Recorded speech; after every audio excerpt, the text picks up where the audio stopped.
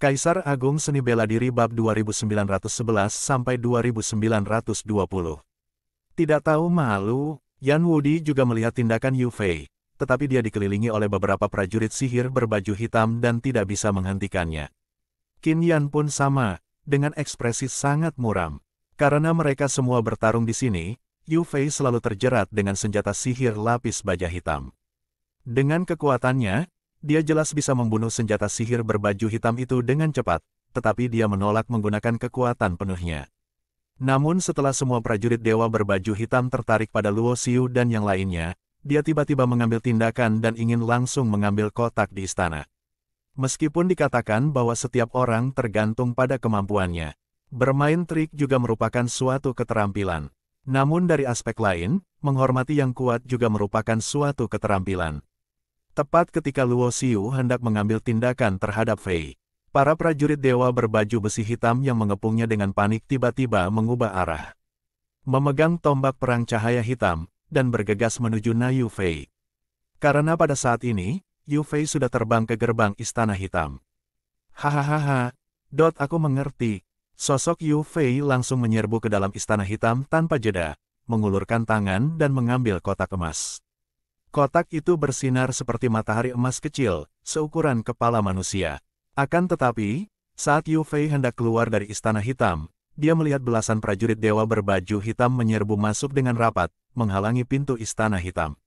Dan sepenuhnya menghalangi dia masuk. Ini, Jun Ruolan juga melihat pergerakan di sini, karena para prajurit sihir berbaju hitam yang awalnya mengepungnya semuanya menyerang-menyerangnya dan malah menuju ke istana hitam. Ketika dia melihat Yu Fei di istana dan memegang kotak emas di tangannya, Jun Ruolan tahu apa yang telah terjadi. Dia meminta kematiannya sendiri. Luo Xiu mondar-mandir di udara, nadanya acuh tak acuh. Hehe, dia pikir dia sudah memperhitungkan semuanya, tapi itu sama saja dengan menggali kuburnya sendiri. Yan Wudi menepisnya. Tampaknya para prajurit dewa berbaju hitam ini memang menjaga kotak itu. Siapapun yang mendekati kotak itu akan menjadi target pertama para prajurit dewa berbaju hitam itu. Qin Yan juga melihat beberapa petunjuk. Tapi baik Luo Xiu, Qin Yan, maupun Yan Wudi tidak berniat membantu. Jika Yu Fei adalah sesama anggota sekte yang dapat mereka percaya, mereka tentu tidak akan tinggal diam. Tetapi jika Yu Fei berani bersekongkol melawan mereka, dia sama saja dengan mencari kematiannya sendiri. Serigala bermata putih ini sama seperti Han Kun. Ketika mereka menghadapi kawanan binatang buas Wujin, jika Luo Xiu tidak menemukan jalan keluar, orang-orang di Gunung Yunmeng pasti sudah lama mati. Orang-orang yang paling dipandang rendah oleh Yan Wudi adalah orang-orang seperti Han Kun dan Yu Fei. Tolong aku. Di dalam istana hitam, Yu Fei berteriak, meskipun kekuatan kultivasinya lebih kuat dari senjata sihir lapis baja hitam. Namun, ada puluhan prajurit dewa berbaju hitam yang mengepungnya. Dia tidak dapat mengalahkan mereka dengan dua tinju. Bahkan jika dia mencoba segala cara, dia tidak dapat keluar dari istana hitam itu. Namun Luo Xiu dan yang lainnya sangat acuh tak acuh dan tidak punya niat membantu. Bahkan Jun Ruolan, yang juga mewakili kubu Yun Mengshan, berdiri teguh di sisi Luo Xiu dan sama sekali tidak peduli dengan hidup atau mati Yu Fei. Mungkin ini sangat dingin dan tidak manusiawi. Namun ini kenyataan. Adik perempuan Ruolan. Kamu, Yu Fei tidak menyerah, tetapi dia tidak punya kesempatan untuk mengatakan apa yang dia katakan selanjutnya. Karena lusinan prajurit dewa berbaju besi hitam menyerbu ke dalam istana, menenggelamkannya sepenuhnya dan membungkamnya. Sesaat kemudian, belasan prajurit dewa berbaju besi hitam terbang keluar dari istana, mata merah mereka menatap Luo Xiu dan mereka berempat lagi. Qin Yan, Yan Wudi, dan Jun Ruolan segera mengaktifkan tingkat kultivasi mereka. Dan pada saat yang sama memberkati tubuh mereka dengan kekuatan jalan besar, dan berbagai fenomena aneh muncul di belakang mereka. Pada saat ini, Luo Xiu berubah menjadi sambaran petir dan menyerbu. Dalam sekejap, dia muncul di depan gerbang istana hitam. Mengaum, puluhan prajurit dewa berbaju hitam meledak dengan momentum, dan pada saat yang sama, mereka semua memegang tombak perang cahaya hitam dan menyerang Luo Xiu. Hati-hati. Kakak Luo. Melihat Luo Xiu bergegas sendirian, ekspresi Yan Wudi dan Qin Yan tiba-tiba berubah, dan Jun Ruolan juga tampak khawatir. Bagaimanapun, kekuatan Yu Fei hampir setara dengan Qin Yan. Namun, Di bawah pengepungan puluhan prajurit dewa berbaju besi hitam, mereka tidak dapat bertahan lama. Sekalipun Luoxiu sangat kuat, dia tidak cukup kuat untuk bisa membunuh puluhan senjata dewa berbaju hitam sendirian, kan? Lagi pula, masing-masing prajurit dewa berbaju hitam ini telah menguasai kekuatan tingkat kesempurnaan agung. Namun, ekspresi Luoxiu sangat tenang dan kalem. Tangannya dengan lembut menyentuh pedang suci di tangannya. Ini bukan pedang dewa kelas 10 biasa, tetapi pedang dewa kelas 10 yang diukir dengan pola dewa. Setelah kekuatan pola dewa di atasnya dirangsang, kekuatan pedang dewa ini dapat ditingkatkan dari kelas 10 ke kelas 11. Inilah dunia pada zaman paling kuno. Kekuatan pola ilahi dipengaruhi oleh aura aturan langit dan bumi, dan dapat mengerahkan kekuatan yang luar biasa. Pola keilahian menengah dapat mengerahkan kekuatan yang hampir sebanding dengan tingkat leluhur.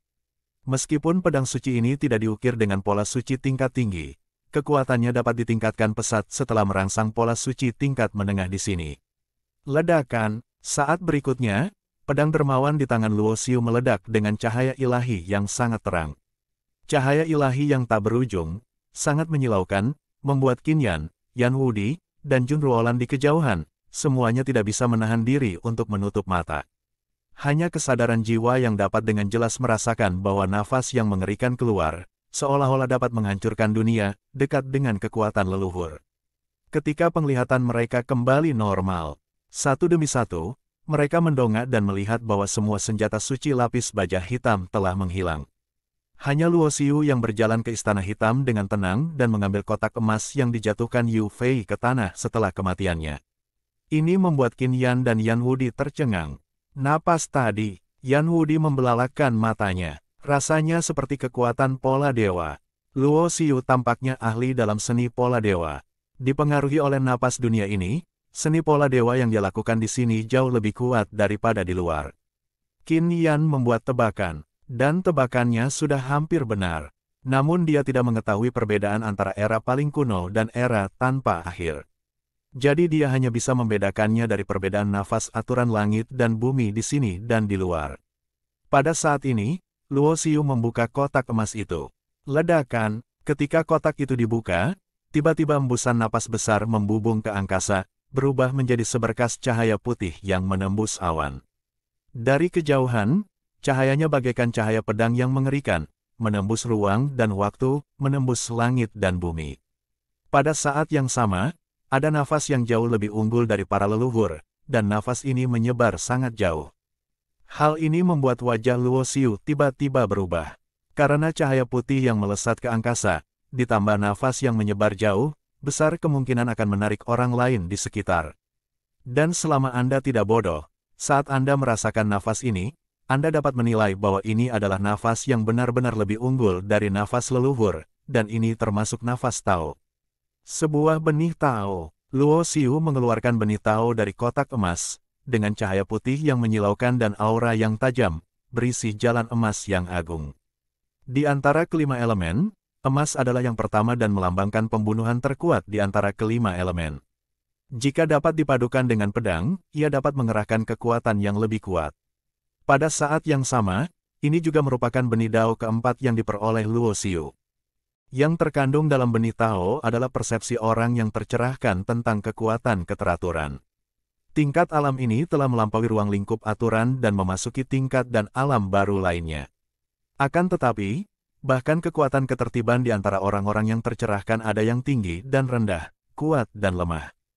Kekuatan ketertiban terbagi menjadi 9 tingkatan, dan benih Tao emas yang diperoleh Luoxiu mengandung urutan 7 lapis emas. Tetapi pada saat ini, aura kekuatan ketertiban berubah menjadi pilar cahaya yang menjulang ke langit. Yang pasti akan menarik perhatian. Secara khusus, semakin kuat kekuatan tatanan yang terkandung, semakin besar pula pergerakan yang ditimbulkannya, menarik. Luoxiu tersenyum pahit dan menggelengkan kepalanya. Fenomena ini tidak terjadi ketika dia mendapatkan 3 biji Tao dari mayat Yun Busan. Ini juga berarti bahwa ada batasan dalam kotak emas itu sendiri. Dan batasannya adalah selama seseorang memiliki benih Tao di dalam dirinya, penglihatan akan segera terjadi. Hanya biksu yang telah berlatih tidak lebih dari 100.000 tahun yang dapat memasuki dunia ini. Ada batasan dan pengaturan yang serupa dengan ini, yang tidak diragukan lagi memungkinkan para biksu muda yang masuk ke sini untuk bertarung dan berkompetisi. Paling tidak, jika ada seseorang di dekatnya dan merasakan fluktuasi aura kekuatan ketertiban, atau melihat fenomena aneh di sini, pasti akan ada pria muda yang kuat datang untuk bertarung dan merampoknya. Setidaknya itu adalah kekuatan tingkat ketujuh. Di daerah dekat tempat Luo Xiu menerima benih Tao, ada 3 biksu muda berjalan di tengah kabut. Dalam sekejap, 3 cahaya yang melarikan diri terbang dengan kecepatan yang sangat tinggi dan segera tiba di Istana Hitam.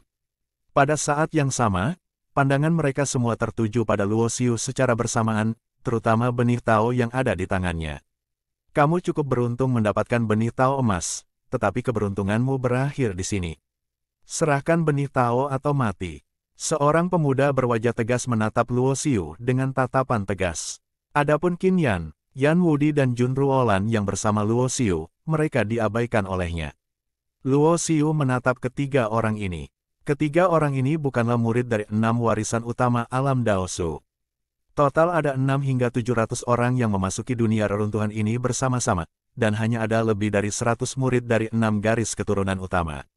Sosok Qin Yan dan yang lainnya melintas, berdiri di belakang Luo Xiu, menghadapi 3 orang di sisi berlawanan. Ketiga orang ini tidak sederhana. Tatapan mata Qin Yan agak menyipit. Ya, aku merasakan banyak tekanan. Mata Yan Wudi berkedip, tetapi matanya tidak takut, tetapi penuh dengan semangat juang. Jun Ruolan tidak mengatakan sepatah kata pun, dia hanya berdiri teguh di samping Luo Xiu. Tidak peduli seberapa kuat musuhnya, dia tidak akan gentar. Bunuh mereka. Di antara 3 orang di seberang sana, pemuda galak yang memimpin berteriak. Begitu dia selesai berbicara, seorang pemuda kekar melangkah keluar dari belakangnya, dengan cahaya ilahi di matanya seperti 2 matahari. Dia mengangkat tangannya dan menutupi dunia dengan telapak tangannya, menghancurkan Luo Xiu dan mereka berempat. HMPH, sombong, Yan Wudi bergegas mendekat tanpa ragu-ragu, ledakan.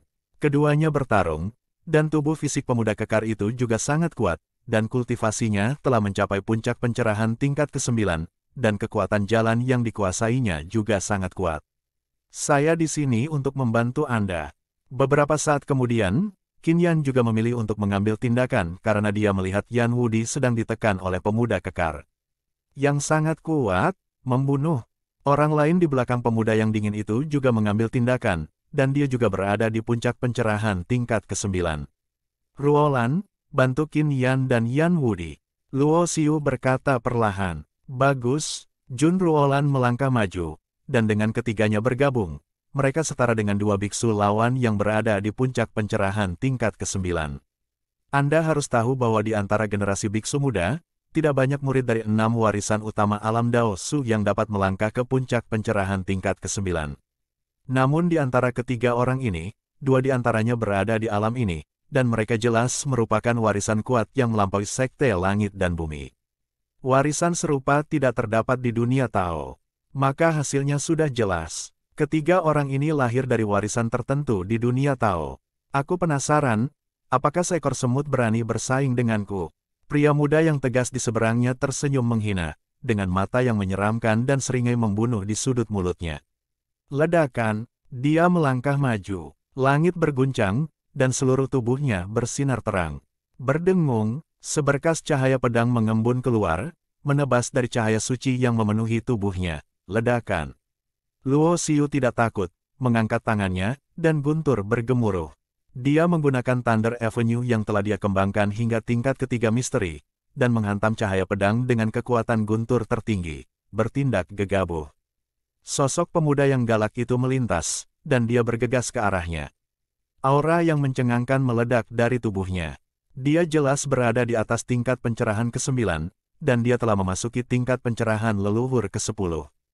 Leluhur, Qin Yan, Yan Wudi, dan Jun Ruolan juga merasakan aura orang ini, dan ekspresi mereka berubah karena terkejut. Hanya Luo Xiu yang terlihat normal, karena dia sudah menduga hasil ini. Bukan hal yang aneh bagi para jenius di dunia Tao yang telah berkultivasi kurang dari 100.000 tahun.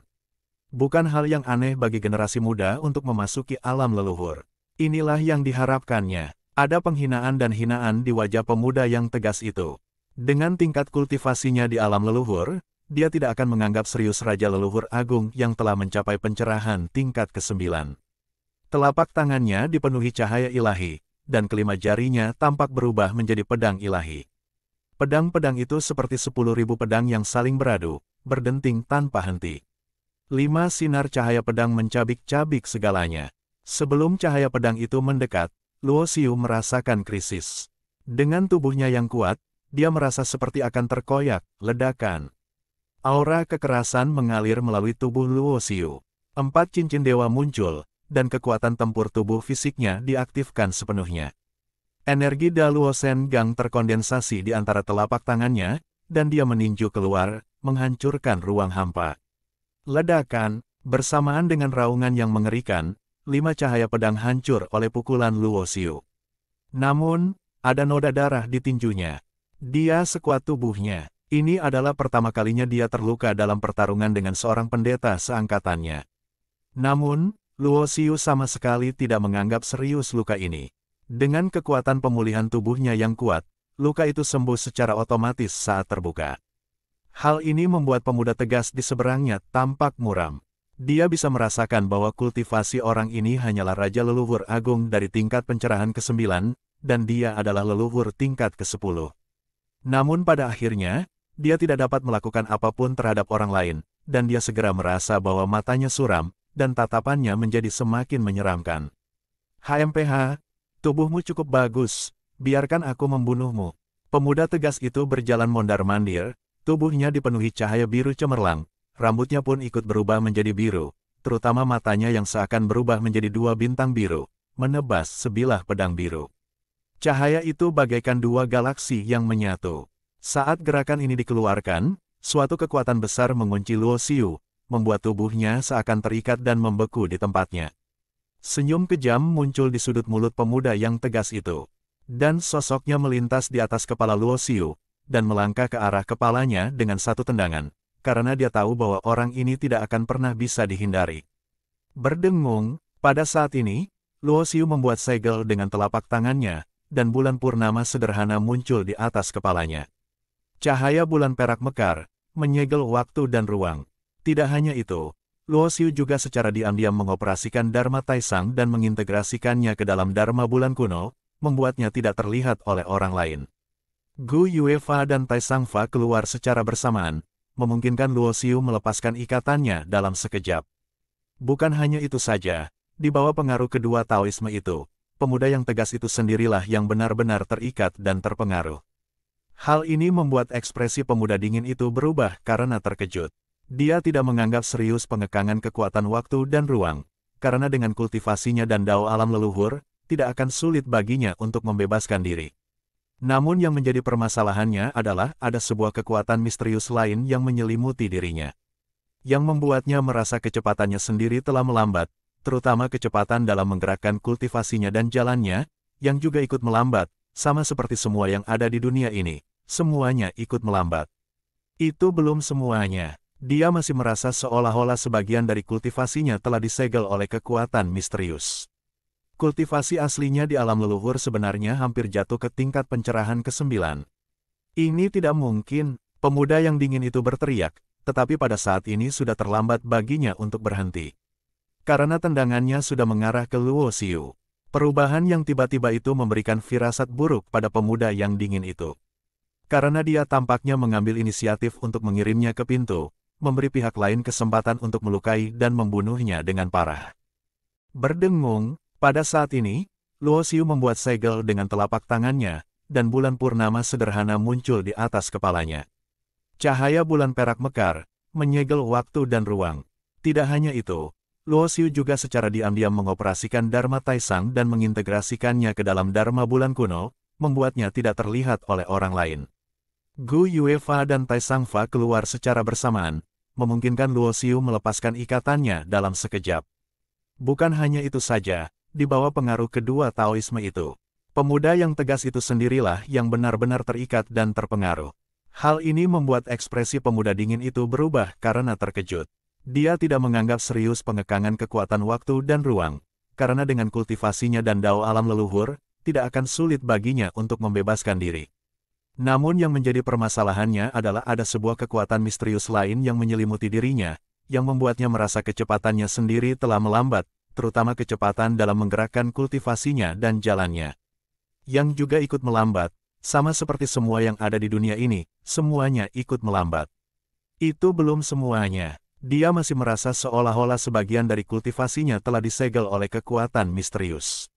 Kultivasi aslinya di alam leluhur sebenarnya hampir jatuh ke tingkat pencerahan ke-9. Ini tidak mungkin, pemuda yang dingin itu berteriak, tetapi pada saat ini sudah terlambat baginya untuk berhenti, karena tendangannya sudah mengarah ke Luo Xiu. Perubahan yang tiba-tiba itu memberikan firasat buruk pada pemuda yang dingin itu. Karena dia tampaknya mengambil inisiatif untuk mengirimnya ke pintu, memberi pihak lain kesempatan untuk melukai dan membunuhnya dengan parah. Dan hasil ini jelas sudah ditakdirkan. Dia mengira bahwa dia bisa menahan Luo Xiu dengan teknik rahasianya, tetapi meskipun Luo Xiu hanya Raja Leluhur Agung dari alam tingkat ke-9, dia dengan mudah melepaskan diri dari kurungannya, tetapi dia sendiri yang ditahan dan dipenjara. Ledakan, Luo Xiu meninju keluar, dan dua cahaya pedang yang bagaikan bintang-bintang yang terkondensasi dihancurkan dalam kehampaan oleh segel tinjunya. Pada saat yang sama, Luo Xiu mengangkat tangannya dan meraih kaki pemuda tegas yang sedang diinjak-injak itu ke arah kepalanya. Ledakan, saat berikutnya, tubuh pemuda yang tegas itu digerakkan oleh Luo Xiu dan dengan keras menghantam puncak gunung. Ini bukanlah akhir. Luo Xiu mencengkeram kakinya dan jatuh dari udara dengan sangat cepat, menciptakan lubang yang dalam dengan suara keras. Di dalam jurang tak berdasar itu, pemuda galak itu berlumuran darah, dan seluruh wajahnya hampir berubah bentuk karena diinjak-injak oleh kaki Luo Xiu. Ah, pemuda yang tegas itu meraung, dan cahaya suci yang cemerlang keluar dari tubuhnya, mencoba berjuang demi hidupnya. Kekuatannya sangat dahsyat. Dia berada di alam leluhur dan jauh lebih kuat dari kultivasi Luo Xiu. Sangat mengerikan untuk bertarung dengan sangat keras. Namun, Luo Xiu sama sekali tidak memberinya kesempatan ini. Tai Sangfa menekannya dengan erat dan mengangkat tangannya untuk memegang senjata berpola dewa di tangannya. Engah. Darah berceceran, dan pemuda yang tegas itu terbelah menjadi dua bagian oleh pedang Luo Xiu. Dan darah mengalir menjadi sungai. Ah, kali ini, pemuda dingin itu akhirnya berteriak. Meskipun dia tidak mati, rasa sakit itu terukir di hatinya, dan dia takut dia tidak akan pernah melupakannya dan menjadi bayangan di hatinya. Aku meremehkanmu. Saat aku pulih dari luka-lukaku, aku akan membunuhmu dengan tanganku sendiri. Suara pemuda tegas itu penuh dengan kebencian dan niat membunuh. Sayang sekali Anda tidak memiliki kesempatan itu. Luo Xiu mencibir dengan nada menghina. Dan senjata pola ilahi memadatkan energi geng ilahi Luo besar, dan menusuk langsung ke dahi pemuda yang tegas itu, bermaksud untuk langsung membunuh roh sejatinya dan membiarkan jiwanya terbang menjauh. Suara mendesing. Pada saat ini, tubuh pemuda dingin yang terpotong menjadi dua bagian berubah menjadi aliran cahaya, dan menghilang ke dalam kehampaan dalam sekejap. Jimat pelarian ilahi, Luo Xiu melancarkan pukulan yang menghancurkan kekosongan. Namun, kekosongan itu hancur, tetapi pemuda yang dingin itu tetap lolos dan tidak meninggalkannya. Benar saja, kekuatan pola ilahi telah meningkat di sini. Mata Luo Xiu sedikit menyipit.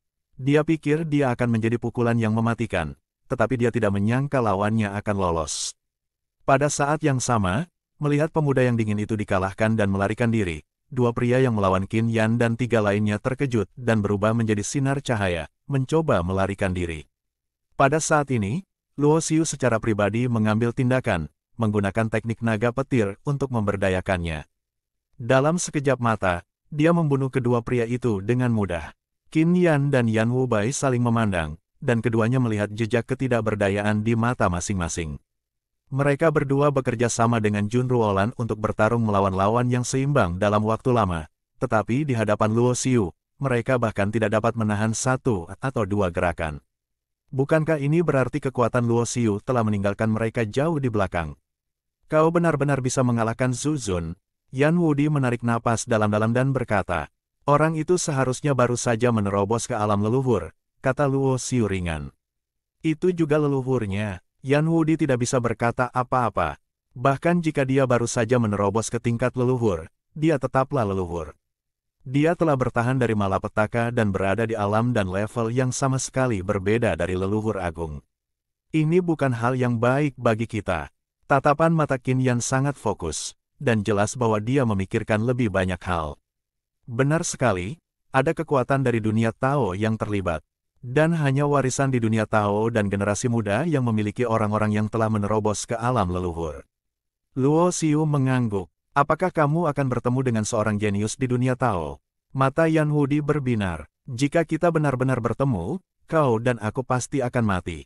Qin Yan berkata tanpa berkata apa-apa, merasa bahwa Yan Wudi terlalu berani. Sulit untuk mengatakannya, orang tadi mungkin bukan seorang jenius. Luo Xiu berkata seperti ini karena dia teringat pada Gu Yue. Jika dia adalah seorang jenius di dunia Tao, setidaknya dia harus memiliki kekuatan yang setara dengan Gu Yue. Lagi pula, jumlah orang jenius di dunia Tao, kekuatan super yang lahir di dunia Tao, tidaklah banyak. Ayo pergi. Kelompok orang itu melanjutkan perjalanan mereka. Apa yang mereka dapatkan dari Istana Hitam kali ini bukan hanya benih Tao, tetapi juga ratusan fragmen tingkat kesempurnaan alam yang mengandung kekuatan Tao. Qin Yan, Yan Wudi dan Jun Ruolan hanya mendapat bagian yang sangat kecil dari pecahan Chengji. Karena sebagian besar prajurit dewa berbaju hitam telah dibunuh oleh Luo Xiu. Selain itu, ada cincin penyimpanan yang diperoleh dengan membunuh 2 biksu di puncak pencerahan tingkat ke-9. Cincin itu berisi banyak material dan beberapa fragmen alam yang sangat berharga. Benih ordo emas 7 kali lipat dapat dipadukan dengan benih ordo pedang 3 kali lipat di tanganku. Setelah dipahami, ia dapat mengerahkan kekuatan yang menakjubkan. Ada senyum di wajah Luo Xiu. Meskipun benih Tao yang ditinggalkan Yun Busan tidak berlevel tinggi. Karena ia telah menguasai kekuatan 3 ordo, ia hanya dapat bergabung dengan jajaran dengan kombinasi 3 benih Tao kekuatan dari ordo 3.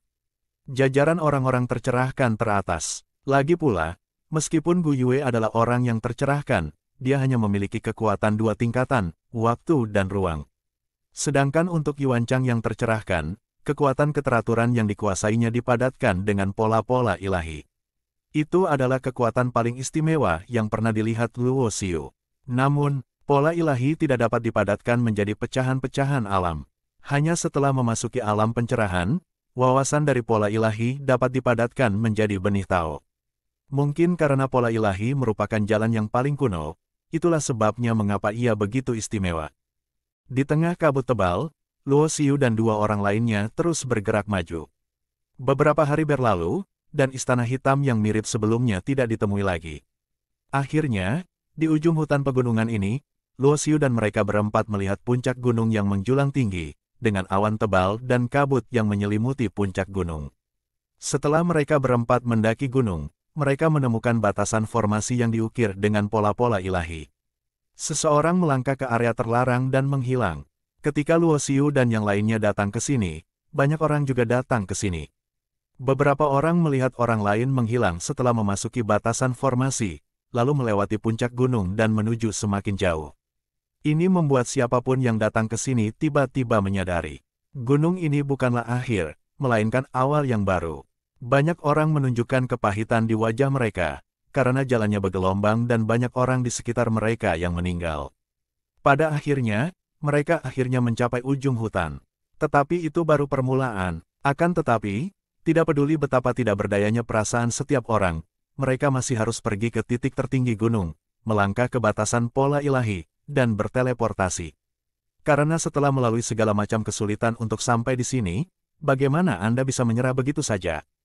Luo Xiu dan keempat orang lainnya secara alami berbaur dengan kerumunan dan memasuki formasi teleportasi pola dewa di titik tertinggi gunung. Pada saat yang sama, Luo Xiu juga mengamati orang lain. Karena ia dapat yakin bahwa dalam perjalanannya ke sini, ia akan menjumpai kesempatan hidup, dan orang lain pun mungkin akan menjumpainya. Ini juga berarti bahwa beberapa biksu yang dapat mencapai titik tertinggi gunung sekarang membawa benih Tao seperti dia. Kesempatan untuk mendapatkan benih Tao tidak boleh dilewatkan. Jika seseorang mengetahui siapa yang memiliki benih Tao, maka selama dia yakin untuk menanganinya, Luo Xiu pasti akan mengambil tindakan untuk merebutnya. Setelah beberapa saat, lingkungan sekitar bersinar terang. Semua orang diangkut ke area baru, seperti alam rahasia lain yang tersembunyi di alam rahasia. Ini adalah dunia yang independen. Daratan-daratan tergantung di langit, seperti pulau. Di bawah pulau-pulau dan daratan yang banyak itu, terdapat lautan yang luas. Airnya hitam seperti tinta, yang mengingatkan Luo Xiu pada patung batu sungai hitam yang pernah ia lawan. Ada istana di sana. Tiba-tiba seseorang berteriak dan melihat sebuah istana berdiri di tengah-tengah banyak pulau gantung, yang jauh lebih besar daripada pulau-pulau gantung di sekitarnya. Istana ini sangat megah dan agung, dipenuhi aura Tao yang tak terduga, dan langsung membuat banyak orang terbang menjauh seperti orang gila. Luo Xiu tidak impulsif karena dia banyak memikirkan. Misalnya, apa yang dimasuki setiap orang di awal adalah dunia dari era paling kuno. Tepatnya, itu adalah alam rahasia. Itu seharusnya adalah dunia kecil yang dibuka oleh seorang ahli yang tak tertandingi di zaman kuno yang paling jauh.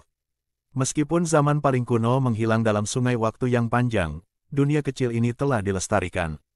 Namun, yang ada di dalam diri setiap orang saat ini adalah alam rahasia di dunia kecil yang tertua. Alam rahasia ini mungkin benar-benar dojo seorang pria kuat yang tercerahkan, yang meninggalkan warisannya. Anda dapat meletakkan benih Tao tingkat ke-7 di luar sebagai ujian, dan biarkan banyak jenius muda yang memasuki tempat ini bertarung dan bersaing, dan yang paling kuat akan bertahan. Hal ini membuat Luo Xiu menyadari bahwa orang-orang yang membuka dunia rahasia di sini dan meninggalkan warisan mungkin berada di luar kategori orang tercerahkan biasa. Setidaknya tindakan dermawan seperti itu pasti tak tertandingi dan tak ada bandingannya dengan Yun Busan dalam rahasia api ilahi Dao. Gemuruh. Banyak orang yang berbondong-bondong menuju istana megah itu, sedemikian banyaknya, hingga terjadi perkelahian di sepanjang jalan. Pada saat yang sama, Luo Xiu melihat banyak tokoh yang dikenalnya di sini. Seperti mantan Taiksu Daozi dan Seng Tianyi. Luo Xiu tidak tertarik pada kedua orang ini untuk saat ini. Namun, situasi Mo Taiksu tidak baik. Dia dikepung oleh banyak orang. Dia mendapatkan jatahnya melalui Blood Demon Mountain, tetapi tidak ada orang lain dari Blood Demon Mountain yang terlihat di dekatnya. Dia mungkin tidak terbunuh, yaitu, dia jatuh dalam proses pendalaman dunia kuno. Setelah bertahun-tahun, tingkat kultivasi Mo Taiksu telah menjadi jauh lebih kuat. Dengan bantuan teknik Wuxing, ia tampaknya tak terkalahkan dan tak terkalahkan. Luo Xiu menduga bahwa alasan mengapa Mo Taiksu dikepung dan menjadi sasaran mungkin karena ia mengembangkan metode Tao yang paling kuat. Meskipun Luo Xiu juga sangat tertarik dengan metode tanpa bintang, bagaimanapun juga, jika dia dapat memperoleh metode terkuat kedua, dia dapat mengembangkan metode yang lebih kuat melalui penggabungan teknik terlarang Guiyi.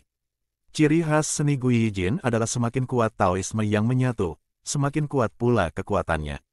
Selain itu, misteri-misteri yang terkandung dalam Taoisme yang paling kuat juga memainkan peran besar dalam pemahamannya tentang Taoisme. Namun Luo Xiu masih merasa senang dengan Mo Taiksu. Jika dia benar-benar ingin merebut Taoismenya, Luo Xiu akan merasa sedikit malu. Oleh karena itu, Luo Xiu tidak berniat melawan metode tanpa bintang untuk saat ini. Secara relatif, apa yang lebih diinginkannya adalah pupil mata ungu bergaris 9 milik Lin Chong.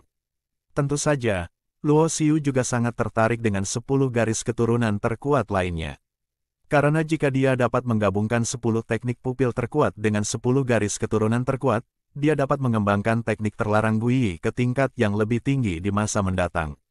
Pada tingkat ini, Luo Xiu sendiri bahkan tidak tahu seberapa kuat dia nantinya. Hanya saja semua ini saat ini hanyalah sebuah ide, dan akan sulit untuk mencapainya. Bahkan jika dia bisa mendapatkan apa yang diinginkannya, dia hanya bisa menggunakan teknik Guiyi Jin untuk menggabungkan 3 jalan. Ada banyak pulau gantung di sini. Luo Xiu melihat sekeliling. Banyak orang yang mengincar istana gantung yang megah, tetapi ada juga beberapa orang pintar yang memilih mencari harta karun di pulau gantung lainnya. Istana megah itu memiliki batasan yang ketat, dan jelas tidak mudah untuk memasukinya. Qin Yan memandang jauh dan melihat istana megah, dikelilingi cahaya ilahi, seperti perisai pelindung. Mari kita cari pulau gantung di dekat sini terlebih dahulu untuk melihat apakah ada harta karun yang mungkin. Mata Yan Wudi berbinar. Ini ide yang bagus. Mari kita cari secara terpisah. Perhatikan keselamatan. Jika ada situasi apapun, segera cari yang lain.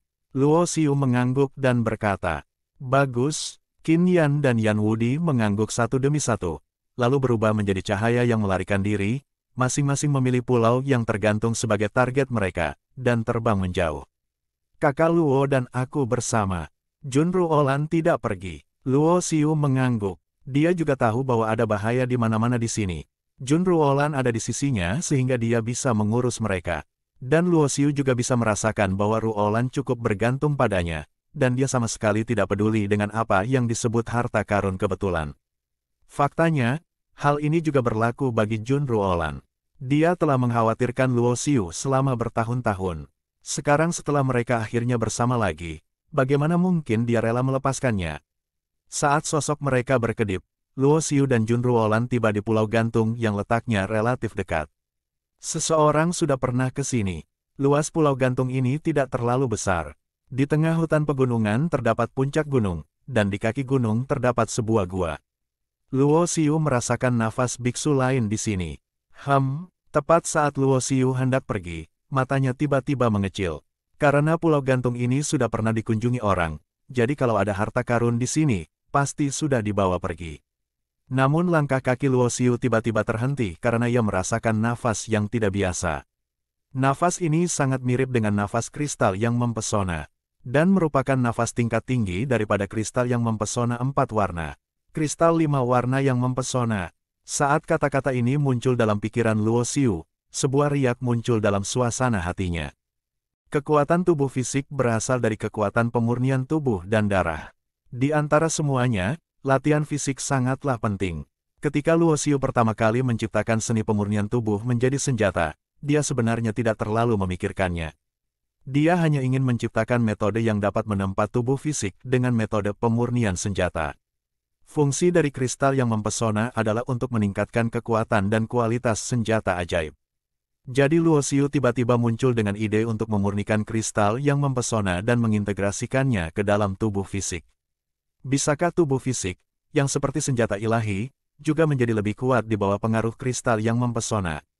Ide ini bisa dikatakan sangat gila. Namun untungnya, Luo Xiu berhasil. Sejak saat itulah, perjalanan penempaan tubuh fisiknya pun mulai memasuki jalur yang benar-benar baru, bahkan melangkah lebih jauh hingga menyimpulkan garis keturunan khususnya sendiri. Dan kemampuan garis keturunan khusus ini adalah kemampuan untuk menyatu dengan garis keturunan lainnya dan terus menjadi lebih kuat. Oleh karena itu, bagi Luo Xiu, kristal mempesona 5 warna merupakan mata rantai yang sangat penting, yang akan memengaruhi apakah keterampilan penyempurnaan tubuh dan persenjataannya dapat ditingkatkan ke tingkat yang lebih tinggi. Dan begitu teknik pemurnian tubuh membaik, garis keturunannya juga akan membaik, dan dia mungkin mencapai kebangkitan kedua, yang bukan tidak mungkin. Karena Luo Xiu sendiri yang memurnikan kristal yang mempesona itu, dia sangat peka terhadap nafas kristal yang mempesona itu. Kakak Luo, ada apa? Junru Olan bertanya dengan curiga saat melihat Luo Xiu tertegun. Cari pulau yang tergantung ini, kata Luo Xiu. Setelah mendengar ini, Junru Olan masih sedikit bingung, tetapi dia tidak bertanya lagi. Jiwa dan kesadarannya menyebar, menutupi pulau yang tergantung dan mencari. Waktu berlalu dengan tenang dan tanpa disadari. Luo Xiu masih terus mencari sumber aura kristal 5 warna yang mempesona. Dalam perjalanannya, ia melihat beberapa mayat dan beberapa jejak pertempuran di pulau yang tergantung ini. Rupanya seseorang menemukan harta karun di sini, dan kemudian pertempuran besar pun terjadi. Aura yang dirasakan Luo Xiu sangat lemah, jadi bahkan dia tidak dapat menemukan posisi yang telah dipersiapkan.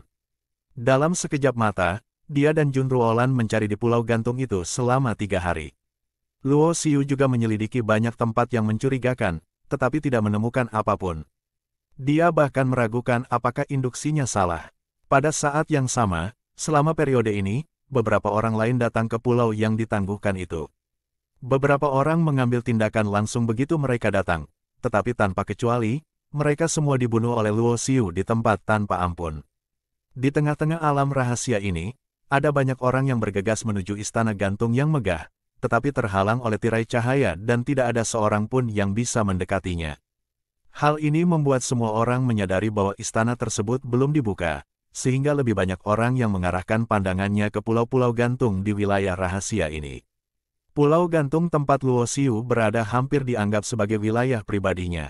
Selama ada yang datang ke sini, dia akan menyerang. Benih-benih Tao dapat ditemukan di luar alam rahasia. Pasti ada benih-benih Tao di banyak pulau yang menggantung di alam rahasia ini. Ini adalah spekulasi Luo Xiu. Namun saat ini, tujuannya bukan lagi benih Tao. Yang lebih diinginkannya adalah kristal 5 warna yang mempesona. Saat kesadarannya terus menurun, Luo Xiu tiba-tiba merasakan aura khusus dari bawah pulau yang tergantung itu. Sosoknya menghilang dalam sekejap, dan sesaat kemudian, ia tiba di sebuah gua yang sangat tersembunyi di bawah pulau gantung. Ada jejak nyata penambangan buatan di gua ini. Ternyata itu adalah tambang kristal kecil yang mempesona. Mata Luo Xiu tiba-tiba menyusut, dan dia akhirnya tahu mengapa dia merasakan napas kristal 5 warna yang mempesona. Berdasarkan petunjuk yang tertinggal di gua ini, sedikitnya ada ratusan ribu kristal cemerlang yang terbentuk di sini.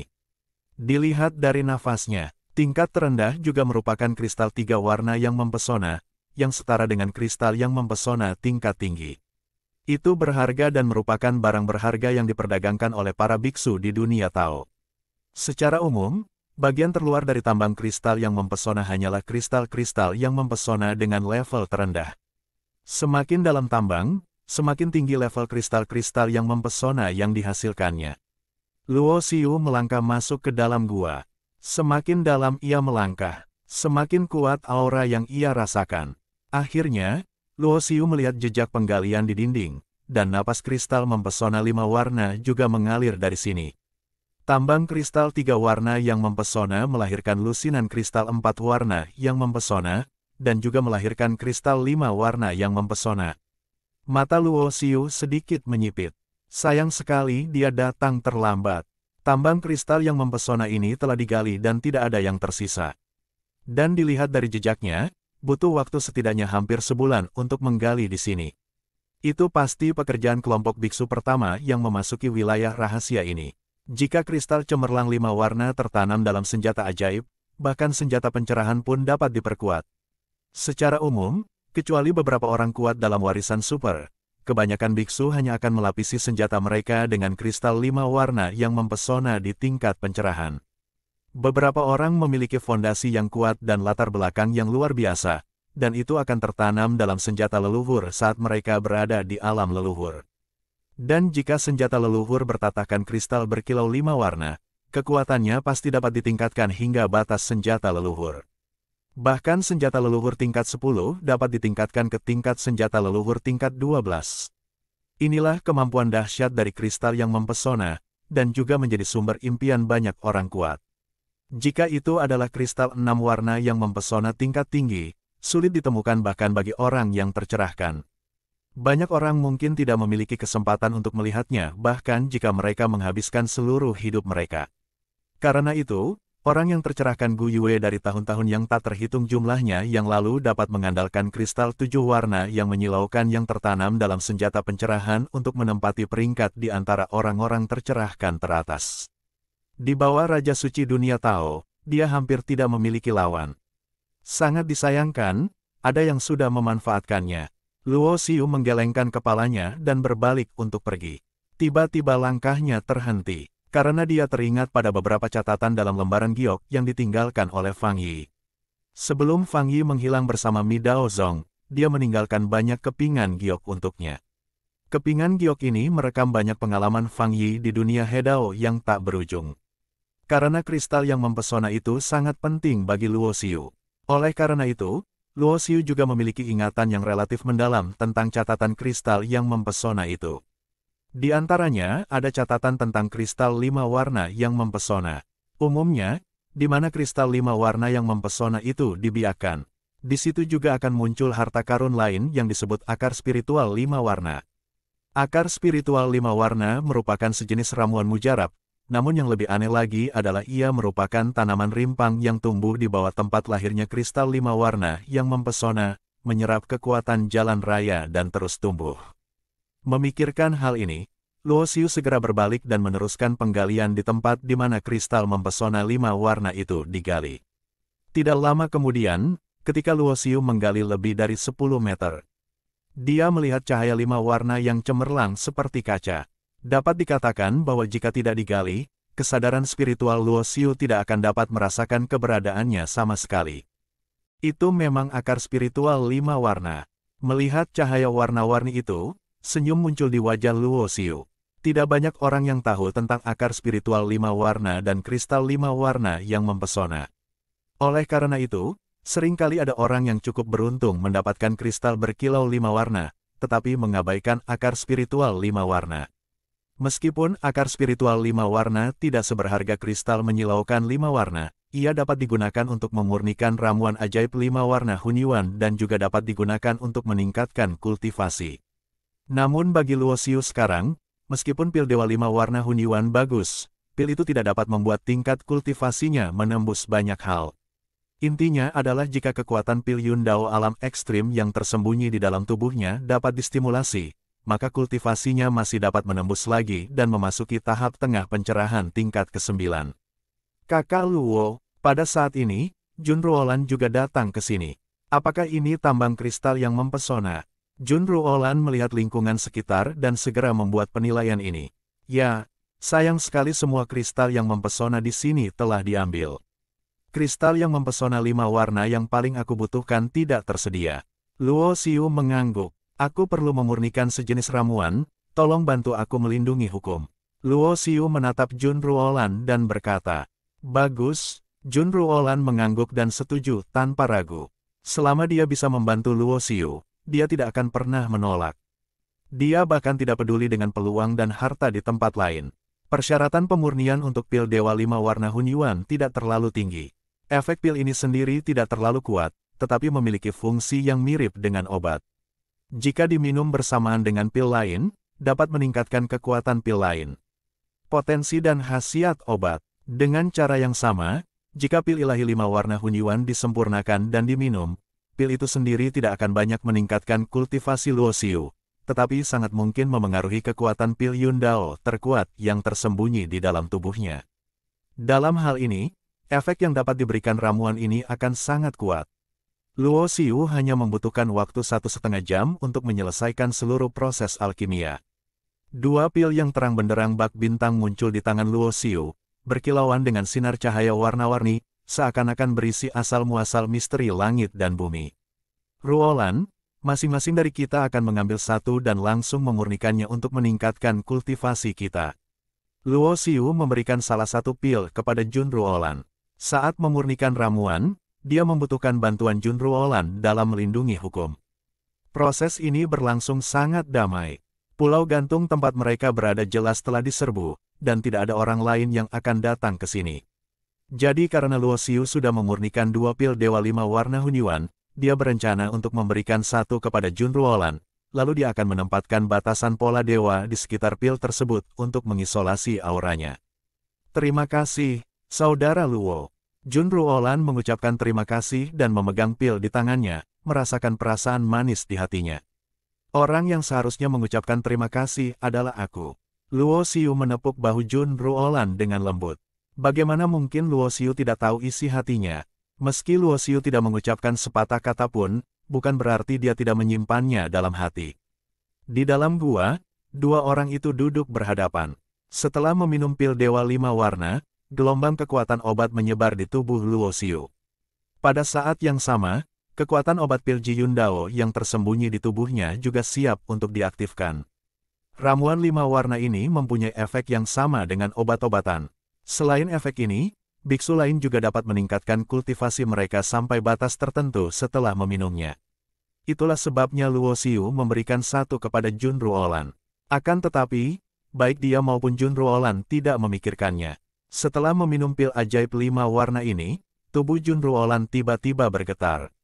Di bawah pengaruh ramuan Dewa 5 warna, kekuatan yang tersembunyi dalam darah Jun Ruolan siap bergerak pada saat ini. Sejak lahir, ada semacam belenggu pada garis keturunan di tubuh Jun Ruolan. Belenggu ini seperti segel, mencegah kekuatan garis keturunan di tubuhnya untuk dikerahkan dan dipantulkan. Namun saat dia semakin mendekati batas waktu 10.000 tahun, belenggu di garis keturunannya akan semakin melemah, sehingga mengintai bahaya tersembunyi yang besar. Karena menurut perampas kehidupan yang mengembara di dunia tanpa akhir, jika belenggu garis keturunan Jun Ruolan tidak dapat diselesaikan sebelum batas waktu 10.000 tahun, maka dia pasti akan mati. Kekuatan garis keturunan yang kuat akan meledak, dan dia tidak akan dapat mengendalikannya sama sekali. Dalam keadaan normal, tidak apa-apa. Setidaknya Jun Ruolan masih punya waktu sebelum batas waktu 10.000 tahun. Tetapi pada saat ini, karena tarikan ramuan Dewa Lima Warna, kekuatan garis keturunan meledak terlebih dahulu. Ah, tiba-tiba Jun Ruolan mengangkat kepalanya dan menjerit kesakitan, suaranya sangat melengking.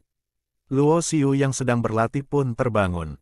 Saat melihat kondisi Jun Ruolan, ia pun segera bergegas menghampiri. Ledakan. Tiba-tiba, semburan api yang mengerikan keluar. Sebelum tangan Luo Xiu sempat menyentuh tubuh Jun Ruolan, dia langsung terpental dan menghantam kawah besar di dinding batu gua. Saya melihat seluruh tubuh Jun Ruolan diselimuti api, dan pakaiannya berubah menjadi abu dalam sekejap, memperlihatkan tubuh halusnya yang seputih batu giok. Darah yang mengalir di tubuhnya bagaikan api, membuat kulitnya transparan. Baik itu daging dan darah, otot, tulang, atau organ dalam, semuanya tampak menderita rasa sakit dan siksaan api yang hebat. Pada saat yang sama, aura menakjubkan terus muncul di tubuh Jun Ruolan. Api yang mengembun di tubuhnya terus berkumpul ke arah tengah alisnya, dan aura jalan api yang luas dan tak terduga beredar dan memenuhi udara. Tahap tengah, tahap akhir, dan puncak kesempurnaan agung alam. Yang lebih mencengangkan lagi adalah bahwa suatu kekuatan keteraturan sedang terbentuk secara diam-diam. Dan ada tanda-tanda samar bahwa kekuatan itu akan langsung mengembun menjadi benih Tao di lautan kesadaran Jun Ruolan. Apakah ini garis keturunan Ruolan? Mata Luo Xiu terbelalak, karena bahkan dia belum pernah mendengar situasi seperti itu. Kekuatan pil Jijing Yundao beredar di dalam tubuh, tetapi Luo Xiu tidak mempedulikannya. Karena pada saat ini, kondisi Jun Ruolan tampaknya berada di luar kendalinya, dan dia harus selalu waspada. Keadaan ini berlangsung selama sekitar 1 batang dupa. Kemudian napas api yang mengerikan itu perlahan menghilang dan kembali tenang. Saat Luo Xiu berjalan mendekat, Jun Ruolan sudah pingsan. Tubuhnya sangat panas. Luo Xiu mengeluarkan sepotong pakaian dan mengenakannya padanya, dan pakaian itu akan terbakar menjadi abu dalam sekejap. Dalam keputusasaannya, Luo Xiu hanya bisa memperbaiki 1 set pakaian, lalu mengenakannya pada Jun Ruolan, menutupi tubuh indahnya. Kesadaran Luo Xiu memasuki lautan kesadaran Jun Ruolan, dan di lautan kesadarannya, dia melihat pecahan alam yang dipadatkan oleh jalan api. Sekarang fragmen pembentuk dunia ini telah selesai dan telah mencapai puncaknya. Ia memiliki kecenderungan samar untuk berubah menjadi spesies Tao, terjalin dengan jejak tatanan api. Garis keturunan khusus mengandung kekuatan bawaan unik dari jalan api besar. Luo Xiu akhirnya menemukan rahasia Jun Ruolan. Garis keturunannya mengandung kekuatan yang luar biasa dan kekuatan yang besar.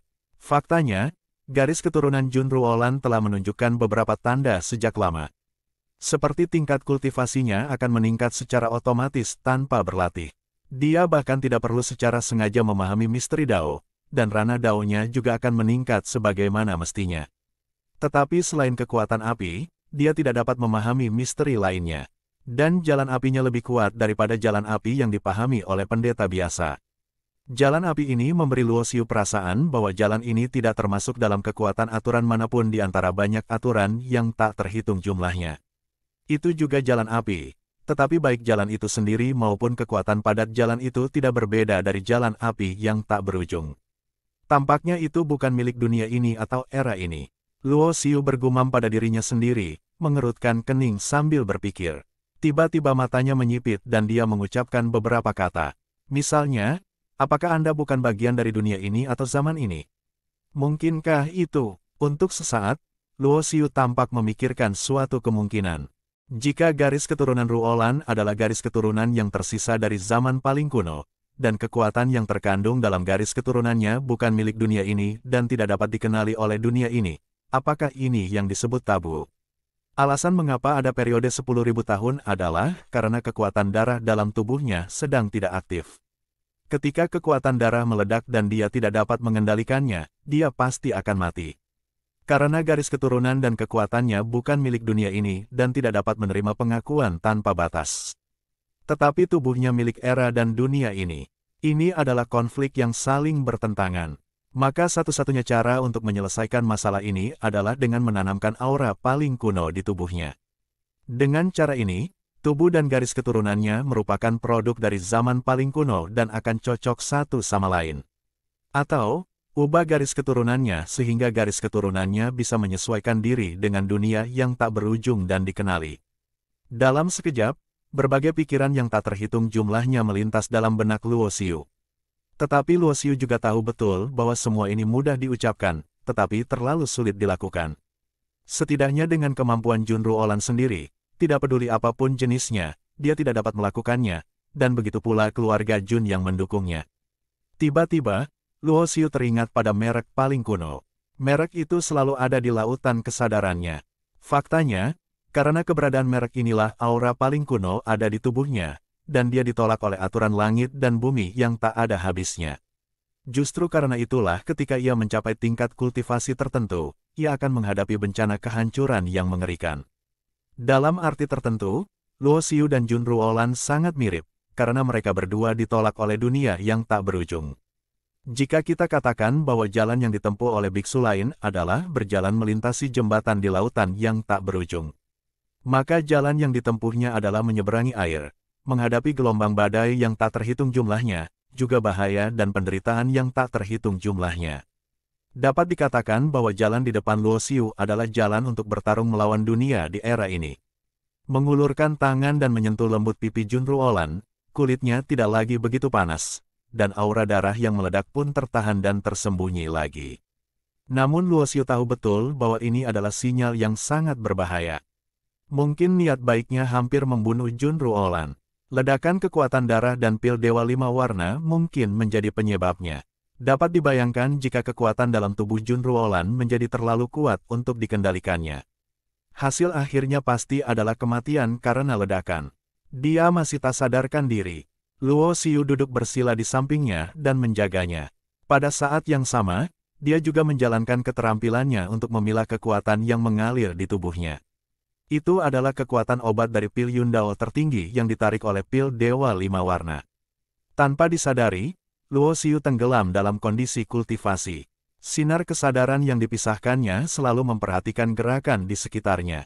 Begitu ada masalah, dia akan segera bangun dan tidak membiarkan Ruolan yang tidak sadarkan diri menderita. Saya tidak tahu berapa lama waktu telah berlalu, tetapi Luo Xiu merasa bahwa tingkat kultivasinya telah meningkat, dari tahap awal pencerahan tingkat ke-9 ke tahap tengah pencerahan tingkat ke-9. Dan pada saat tingkat kultivasinya baru saja menembus level atas, dua sosok melintas tidak jauh dari gua. Tidak heran aku merasakan aura khusus sebelumnya. Ternyata ada seseorang yang berlatih di sini. Petik 2 titik. Karena Anda telah memilih untuk berlatih terobosan di sini, tampaknya Anda telah memperoleh beberapa hal yang cukup bagus di sini. Dua biksu muda berjalan mendekat dan melihat Luo Xiu dan Junru Olan, yang masih koma, bunuh dia. Di antara keduanya, pemuda berpakaian hitam berkata kepada pemuda lainnya yang berbaju hijau. Bagus, lelaki berbaju hijau itu mengangguk, sosoknya melintas, kultivasinya mengembun. Sebilah pisau panjang muncul di tangannya, dan jalan api melonjak menuju Luo Xiu. Pisau ini tampaknya sederhana, tetapi, ia mengandung kekuatan tingkat kultivasi puncak dari tingkat ke-9 pembuktian Dao, dan juga kekuatan Dao Agung tingkat kesempurnaan Agung. Tingkat kekuatan ini sudah dapat dibandingkan dengan Qin Yan. Selain itu, Luo Xiu juga memperhatikan bahwa kedua orang ini bukanlah pengikut 6 garis keturunan utama alam Dao Su, ledakan. Pisau ini dengan cepat menyerang bagian atas kepala Luo Xiu. Namun sosok Luo Xiu tetap berdiri diam, tak bergerak. Seolah-olah dia tidak menyadarinya sama sekali. Pria berbaju hitam di belakang yang tidak mengambil tindakan mengecilkan matanya.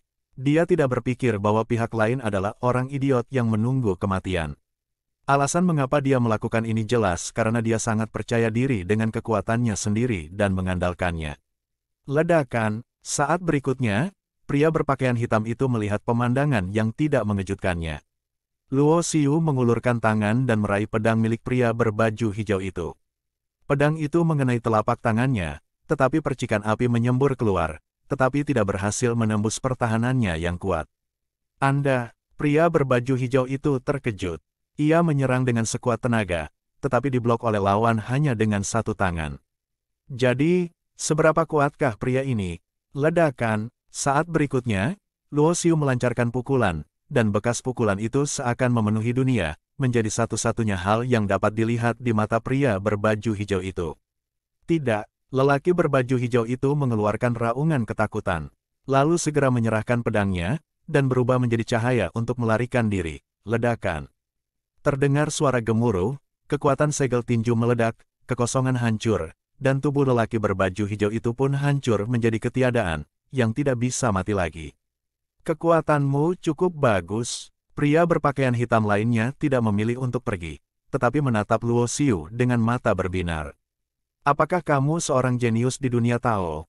Luo Xiu berkata dengan ringan. Haha, tentu saja aku bukan seorang jenius di dunia Tao. Petik 2. Pria berpakaian hitam itu menggelengkan kepalanya. Karena kamu bisa mengajukan pertanyaan seperti itu menunjukkan bahwa kamu bukan seorang pendeta di dunia Tao. Kamu seharusnya datang dari dunia virtual Tao, kan?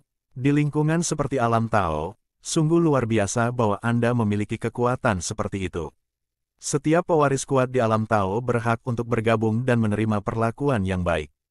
Pria berpakaian hitam itu berbicara dengan fasih, seolah-olah dia tengah berbicara dengan Luo Xiu dalam posisi seorang atasan. Karena kamu bukan seorang jenius di dunia Tao, pergilah, aku tidak tertarik padamu. Luo Xiu melambaikan tangannya, seolah mengusir lalat yang mengganggu. Sebenarnya, ini benar-benar terjadi di hati Luo Xiu. Kecuali para jenius di dunia Tao pada generasinya, dia tidak lagi menganggap orang lain sebagai lawannya. Kamu sangat sombong. Pria berpakaian hitam itu mendengus dingin, melangkah maju, dan aura yang kuat memenuhi tubuhnya. Nenek moyang tingkat ke-10, Luo Xiu merasakan aura kultivasi pada orang ini. Generasi muda di alam Dao Su paling banyak berada di puncak tingkat ke-9 alam pembuktian Dao. Adapun warisan-warisan itu di dunia Tao, munculnya leluhur di kalangan generasi muda tampaknya tidak menjadi pengecualian. Ini adalah perbedaan level. Dengan fondasi warisan utama di Daksu Realm, leluhur muda tidak dapat dikultivasikan. Tetapi warisan alam Daksu memiliki kemampuan ini. Faktanya, bukan tidak mungkin bagi warisan super dalam dunia Tao untuk membina orang-orang muda yang tercerahkan. Tentu saja, kejeniusan tidak dapat diukur berdasarkan standar pendeta biasa. Di antara sekian banyak biksu berbakat yang telah memasuki dunia reruntuhan ini, selama mereka telah berkultivasi hingga tahap akhir pencerahan tingkat ke-9 atau lebih tinggi, banyak di antara mereka telah menyadari alam-alam besar dan alam kesempurnaan. Dan pria berpakaian hitam ini telah melangkah ke alam leluhur. Alam daonya secara alami telah mencapai alam kesempurnaan sejak lama, dan masih dekat dengan tahap tengah kesempurnaan alam.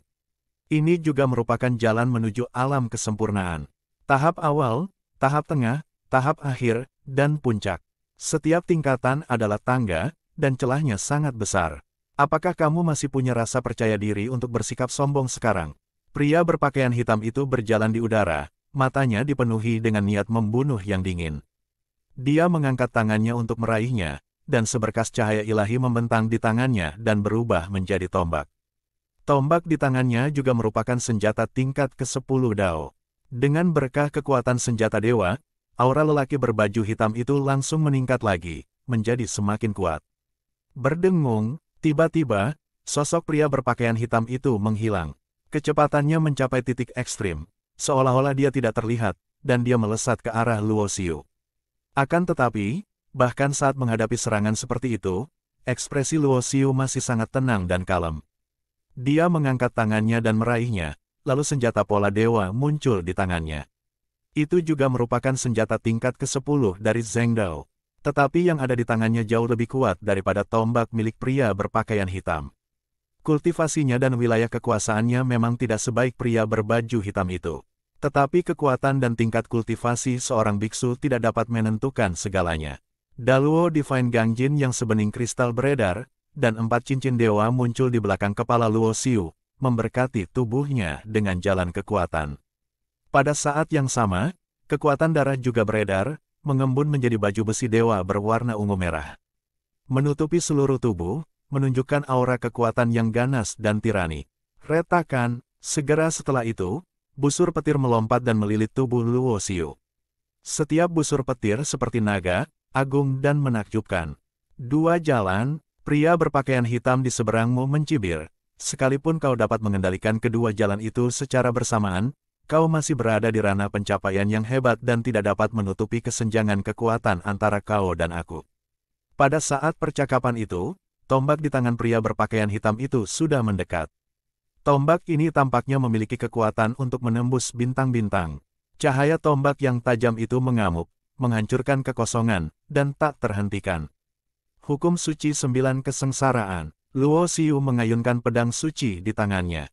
Selain berkat dari 2 jalan kekuatan dan guntur, dia juga mengaktifkan kekuatan jalan ketiga, jalan pedang. Kombinasi jalan pedang dan jalan guntur mengembangkan hukum suci 9 kesengsaraan. Ledakan, pedang panjang yang dibalut petir itu bertabrakan dengan tombak lawan, memancarkan gelombang kejut yang mengerikan dan menghancurkan semua yang ada di sekitarnya. Suara mendesing. Saat berikutnya, sesosok tubuh dengan cepat mundur. Sosok Luo Xiu terlihat tidak bergerak seperti gunung. Orang yang mundur adalah pria berpakaian hitam. Ada sedikit ketakutan di matanya, dan niat membunuhnya jauh lebih lemah. 3 jalan. Pria berbaju hitam itu pasti terkejut, karena ternyata banyak sekali orang yang berlatih di 2 jalan atau lebih. Tetapi hanya sedikit orang yang dapat mengendalikan lebih dari 2 jalan pada saat yang sama. Orang yang mampu menguasai kekuatan 3 jalan besar di saat yang sama lebih seperti bulu burung phoenix dan kastanye air. Masalah utamanya adalah lawan di depannya adalah orang yang dapat mengendalikan kekuatan 3 jalan sekaligus. Apakah dia tidak takut akan serangan balik dari kekuatan jalan besar itu? Pada saat yang sama, kekuatan jalan besar semakin kuat dan kuat. Jika Anda tidak berhati-hati, Anda mungkin akan dihantam oleh kekuatan jalan besar dan tubuh serta jiwa Anda akan hancur. Ini tidak mungkin, pria berpakaian hitam itu tidak bisa tenang. Tidak ada yang mustahil di dunia ini. Luo Xiu mencibir. Lalu sosoknya melesat lalu menghilang, mengambil inisiatif menyerang. Ledakan. Aura yang lebih menakjubkan keluar dari tubuh Luo Xiu. Apa yang dikuasainya saat ini jelas bukan lagi 3 jalan. Selain jalan kekuasaan, jalan petir, dan jalan pedang. Kekuatan jalan besar keempat muncul dari tubuh Luo Xiu, jalan pembunuhan. Mengendalikan kekuatan 4 jalan besar pada saat yang sama. Aura yang keluar dari tubuhnya telah melampaui leluhur tingkat ke-10, melarikan diri. Mata lelaki berpakaian hitam itu membelalak, dan tanpa ragu, dia berbalik dan pergi dalam sekejap cahaya. Melihat pemandangan di depannya, Luo Xiu mencibir. Sekarang setelah dia mengambil tindakan, bagaimana dia bisa membiarkan pihak lain melarikan diri dengan mudah? Ledakan.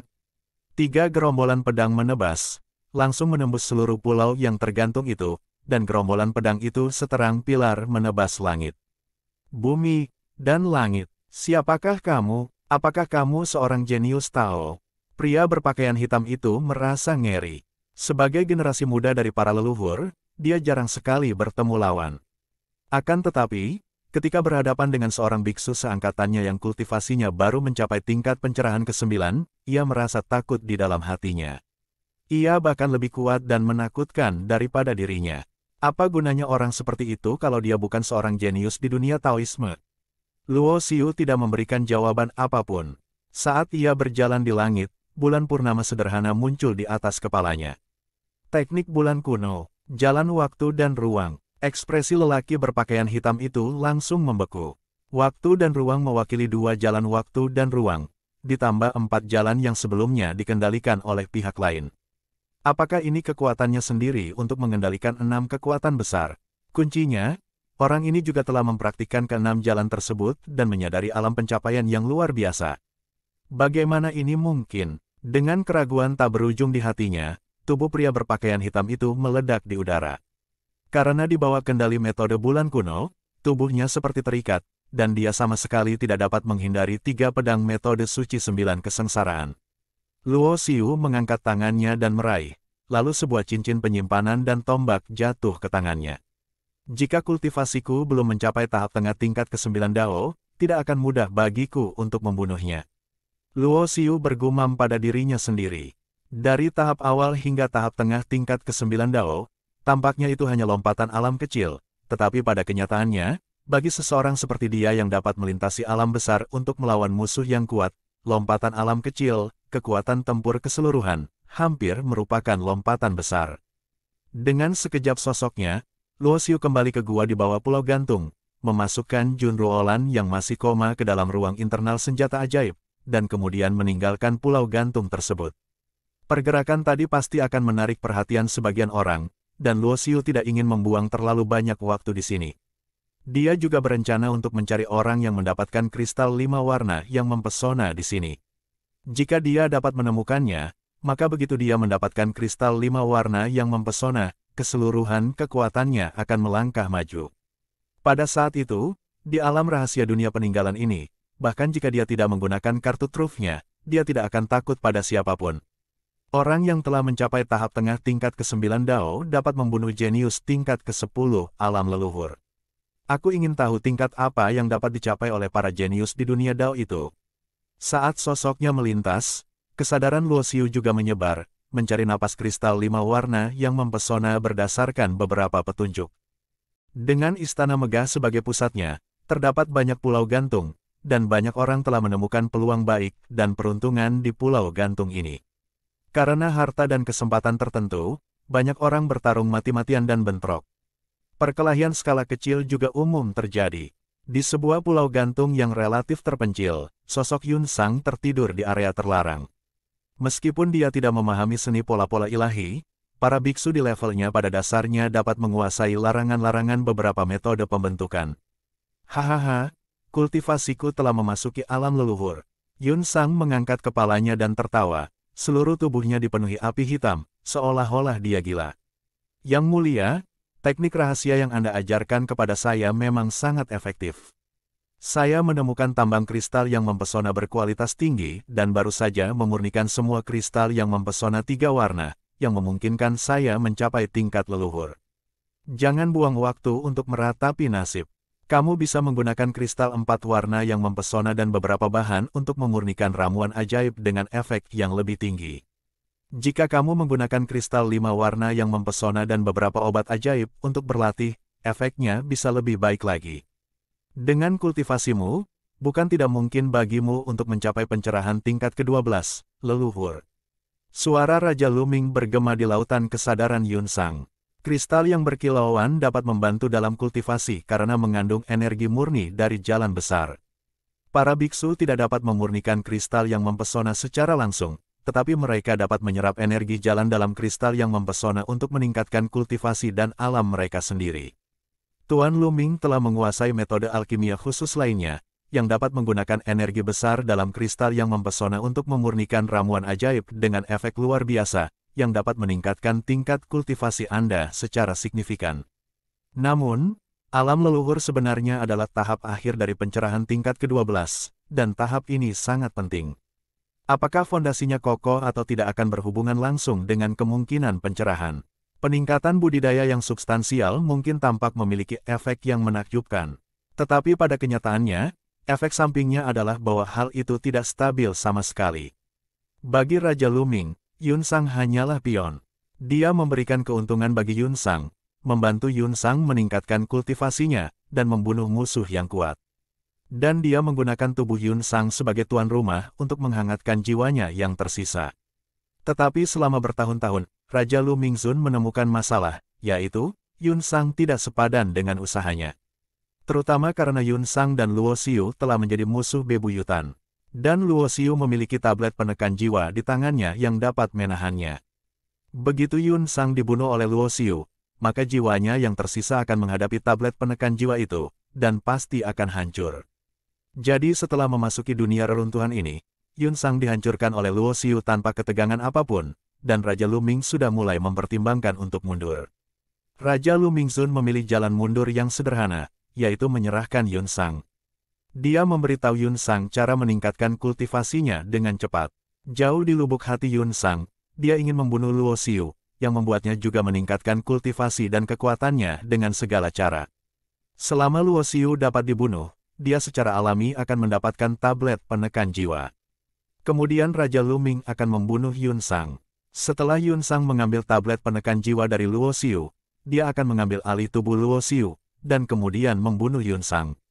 Dengan cara ini, dia tidak hanya bisa mendapatkan tubuh fisik dengan potensi tak terbatas. Tetapi dia juga bisa mendapatkan tablet penekan jiwa yang legendaris. Yun Sang tentu saja tidak menyadari semua ini. Sekalipun dia menyadari sesuatu, dia tidak akan peduli. Karena setelah kekalahan beruntun di tangan Luo Xiu, membunuh Luo Xiu telah menjadi satu-satunya obsesi di dalam hatinya. Sebenarnya, Selama dia bisa membunuh Luo Xiu, dia bersedia membayar berapapun harganya. Yang Yun Sang bahkan tidak tahu adalah, Luo Xiu mengikuti aroma kristal 5 warna yang mempesona dari gua tempat tambang kristal yang mempesona itu digali. Dia mencari sepanjang jalan dan mendekati tempat dia berlatih selangkah demi selangkah. Pada saat yang sama, di pulau gantung lain, sebuah kotak harta karun emas ditempatkan di lokasi yang sangat tersembunyi. Dan di lokasi peti harta karun emas, ada lebih dari selusin orang yang saling berhadapan, dan mata semua orang tertuju pada lokasi peti harta karun emas. Saudara Mo, apakah kamu yakin? Qin Yan berkata dengan nada serius. Sulit untuk mengatakannya, kata Mo Taixu ringan. Kita harus merebutnya, pasti ada benih Tao di dalamnya. Yan Wudi mengepalkan tinjunya, dan api emas di tubuhnya menjadi lebih kuat. Ketika dia melihat Luo Xiu mendapatkan benih Tao emas dengan matanya sendiri, dia secara alami tahu apa arti dari munculnya kotak harta karun emas itu.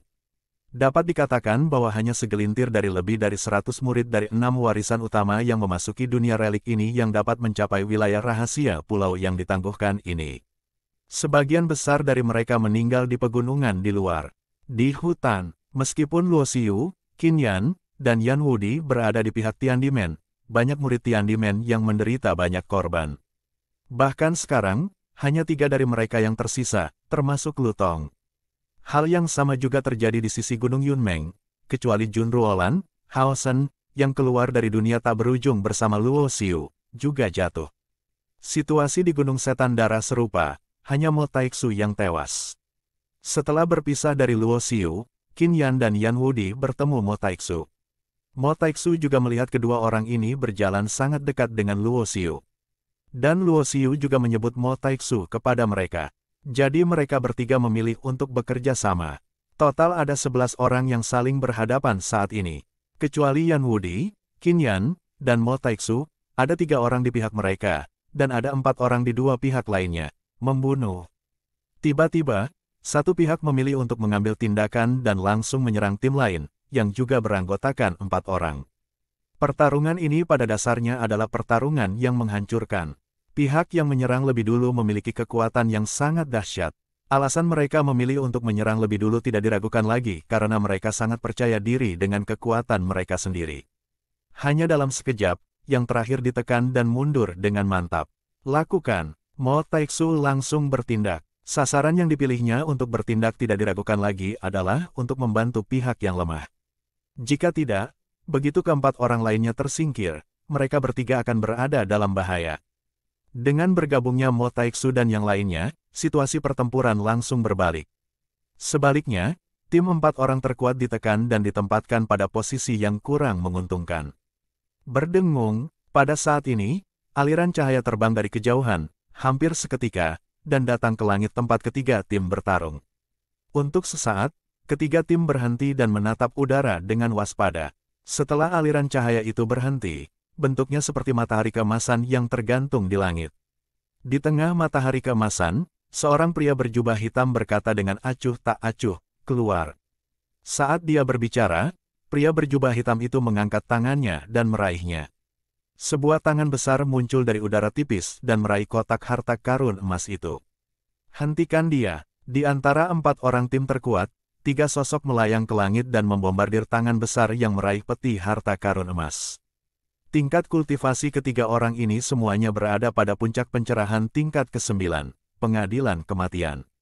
Lelaki berjubah hitam di bawah sinar matahari keemasan itu bicara dengan nada dingin. Dan mengibaskan telapak tangannya yang besar ke udara, menyelimuti langit dan matahari dengan cahaya ilahi yang cemerlang. Ledakan, langit berguncang, dan hamparan kehampaan yang luas langsung hancur menjadi kegelapan tak berujung. Adapun 3 orang pemuda kuat yang baru saja menyerbu keluar dan berada di puncak tingkat ke-9 pembuktian Dao, mereka lenyap, roh dan jiwa mereka hancur, dan mereka musnah menjadi ketiadaan. Apa? 8 orang di bawah, termasuk Qin Yan, Mo Taixu, dan Yan Wudi, semuanya ngeri dan tidak bisa berkata-kata. 3 pemuda kuat yang telah mencapai puncak pencerahan tingkat ke-9. Dia diinjak-injak sampai mati tanpa ada yang melawan. Tahukah kamu, yang bisa datang ke sini bukanlah pendeta biasa, melainkan para jenius di alam yang sama. Tetapi meskipun dia adalah seorang ahli tingkat jenius, dia tetap saja dihancurkan dan dibunuh tanpa ada ketegangan sama sekali. Dia serapuh semut. Berjalan, Mo Taixu sama sekali tidak ragu-ragu. Dia menggunakan kesadaran spiritualnya untuk berkomunikasi, berteriak keras di telinga Yan Wudi dan Qin Yan, berubah menjadi cahaya yang melarikan diri, dan meninggalkan tempat itu secepat mungkin. Qin Yan dan Yan Wudi juga bereaksi seketika dan melarikan diri bersama Mo Taixu tanpa ragu-ragu. Jelas mereka juga menyadari bahwa kotak harta karun emas itu tidak akan pernah jatuh ke tangan mereka, karena orang yang duduk bersila di tengah matahari keemasan itu pria berjubah hitam itu sangat kuat. Ledakan, dan pada saat Mo Taixu dan yang lainnya melarikan diri, pria berjubah hitam di bawah sinar matahari keemasan tiba-tiba mengambil tindakan, dan cahaya ilahi yang terang tampaknya telah berubah menjadi pedang ilahi. Pedang ilahi yang tak terhitung jumlahnya sangat kuat, menutupi seluruh pulau gantung. Gemuruh, raungan mengerikan dan gelombang energi menghancurkan segalanya. Setelah semuanya tenang, segala sesuatu di seluruh pulau gantung hancur. Kecuali pulau gantung itu sendiri. Yang tidak hancur, semua orang yang bersaing dengan Yan Wudi dan yang lainnya untuk mendapatkan kepemilikan kotak harta karun emas telah menghilang. Saya melihat pria berjubah hitam duduk di bawah sinar matahari keemasan di udara mengambil kotak harta karun dan membukanya dengan santai. Dalam sekejap, aura keteraturan yang melampaui aturan memenuhi udara, dan di saat yang sama berubah menjadi cahaya ilahi pekat yang melesat lurus ke langit, seakan mengumumkan kepada semua orang bahwa seseorang di sini telah memperoleh benih Tao. Benih guntur, lelaki berjubah hitam itu menyipitkan matanya dan tersenyum. Dia melirik Yan Wudi, Qin Yan, dan Mo Taixu dengan acuh tak acuh. Kalian bertiga cukup pintar. Karena kalian telah melarikan diri, aku tidak akan membunuh kalian. Begitu kata-kata itu terucap, lelaki berjubah hitam itu melintas dan menghilang dari tempat itu. Orang ini terlalu kuat, hanya monster Luo Xiu yang bisa menandinginya. Yan Wudi menelan ludahnya dan berkata, ketika dia menjadi sasaran pria berjubah hitam tadi, dia merasa seolah-olah hidupnya sedang dikendalikan oleh seseorang. Luo Xiu tampaknya telah menjadi lebih kuat.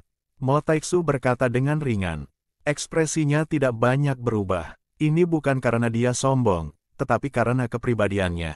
Bagaimana menurutmu, saudara Mo? Qin Yan menatap Mo Taixu. Aku bukan lawan orang itu sekarang. Jika kekuatan Luo Xiu dapat menyaingi orang itu sekarang, maka aku masih belum sebaik dia. Mo Taixu berkata dengan tenang.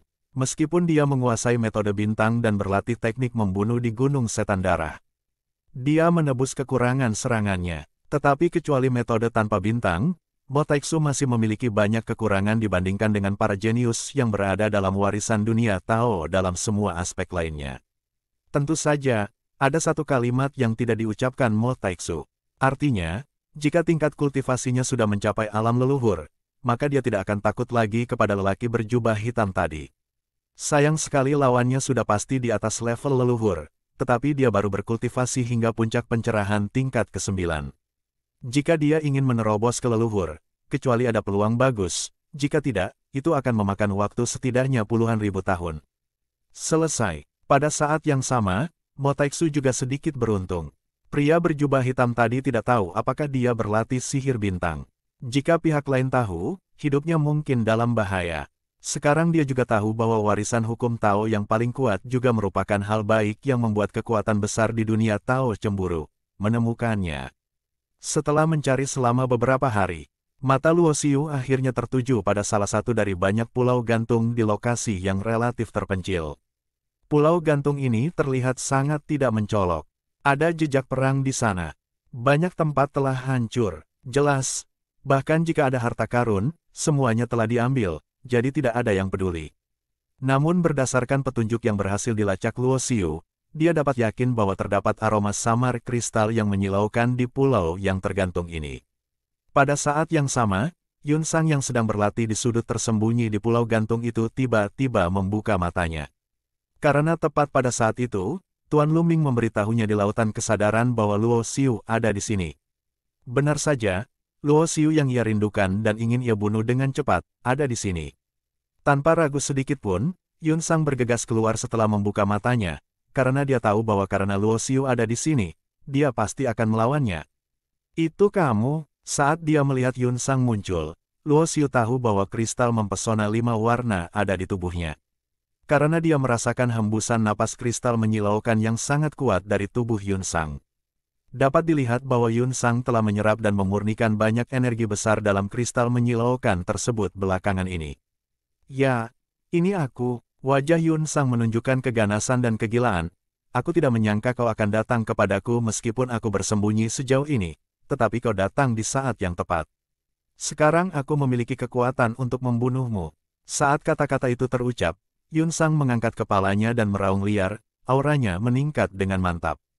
Nenek moyang tingkat ke-10. Apa? Kali ini Luo Xiu sedikit terkejut, karena dia teringat dengan tingkat kultivasi Yun Sang yang sebelumnya berada pada tingkat pencerahan ke-9. Sekarang dia telah langsung menembus tingkat ke-10 leluhur. Terlebih lagi, Luo Xiu tidak menyadari bahwa ada orang di sini untuk menyelamatkan leluhur dari malapetaka besar. Bagaimana Yun Sang melakukannya? Namun tak lama kemudian, Luo Xiu merasakan aura Yun Sang agak istimewa. Kultivasinya memang telah mencapai alam leluhur. Namun itu bukanlah wilayah leluhur yang sebenarnya. Karena tingkat kultivasinya tidak mampu bertahan dari ujian kesengsaraan besar yang dialami leluhurnya. Hal ini membuat Luo Xiu menyadari bahwa dunia ini adalah dunia pada era paling kuno, dan tidak terpengaruh oleh aturan yang tiada habisnya, jadi tidak ada malapetaka leluhur di sini. Pada saat yang sama, tingkat kultivasi Yun Sang dapat ditingkatkan begitu cepat karena dia pasti telah menggunakan beberapa metode rahasia khusus untuk memperoleh peluang dan keberuntungan yang luar biasa. Kamu telah memurnikan banyak kristal yang mempesona. Tampaknya kristal yang mempesona 5 warna ada di tubuhmu. Luo Xiu menyipitkan matanya. Anda ingin kristal 5 warna yang mempesona. Sayang sekali Anda tidak memiliki kesempatan ini. Yun Sang mencibir, lalu dia melesat ke arah Luo Xiu dan menyerang Luo Xiu. Cahaya ilahi bersinar terang di antara telapak tangannya, dan fluktuasi besar jalan berubah menjadi kekuatan magis yang tak terhitung jumlahnya, membanjiri Luo Xiu dan menenggelamkannya. Setelah kultivasimu mencapai alam leluhur, apakah menurutmu kau bisa bersaing denganku? Luo Xiu menepisnya karena dia bisa merasakan bahwa walaupun kultivasi Yun Sang telah mencapai alam leluhur, kekuatannya sebenarnya tidak sebaik pria berpakaian hitam yang dia bunuh sebelumnya. Dulu, dia bisa dengan mudah membunuh pria berpakaian hitam itu, tapi dia hanya seorang Yun Sang, jadi bagaimana dia bisa menganggapnya begitu serius? Dapat dikatakan bahwa kemampuan Yun Sang untuk mencapai titik ini hanya bergantung pada sisa semangat orang kuat di dalam tubuhnya. Dan tanpa bantuan semangat sisa yang kuat, Yun Sang bukanlah apa-apa. Dia memiliki dasar kultivasi yang kuat, tetapi dia hanyalah seonggok sampah dengan penampilan yang kosong. Dalu Ova, Luo Xiu mengangkat tangannya, dan telapak tangannya tampak berubah menjadi langit, menutupi segalanya. Kekuatan magis yang dikembangkan Yun Sang dengan kekuatan jalan besar hancur dalam sekejap dan lenyap tanpa jejak. Ledakan, di atas kekosongan itu, tertinggal jejak telapak tangan yang jelas. Telapak tangan Luo Xiu langsung menembus kehampaan. Ini adalah rahasia ketiga Daluova, kekuatan Daluo Sen Gangjin. Dia melangkah di udara dan bahkan tidak perlu menggunakan senjata ajaib. Dengan tubuh fisiknya yang murni dan berkat Daluo Divine Gangjin, dia sama sekali mengabaikan Yun Sang yang telah memasuki alam leluhur. Apa kekuatanmu sebenarnya? Yun Sang sangat terkejut. Dia tidak menyangka kekuatannya telah meningkat pesat, tetapi Luo Xiu masih lebih kuat darinya. Ini membuat Yun Sang tiba-tiba menyadari bahwa meskipun dia dapat lolos dari tangan Luo Xiu, Luo Xiu saat itu sama sekali tidak menunjukkan kekuatan aslinya. Setiap kali dia mengira dia bisa menghadapi Luo Xiu, kenyataannya Luo Xiu jauh lebih kuat dari yang dia bayangkan. Jika membunuh Luo Xiu adalah mimpi Yun Sang, maka itu adalah obsesinya. Jadi sekarang, mimpinya telah hancur berkeping-keping.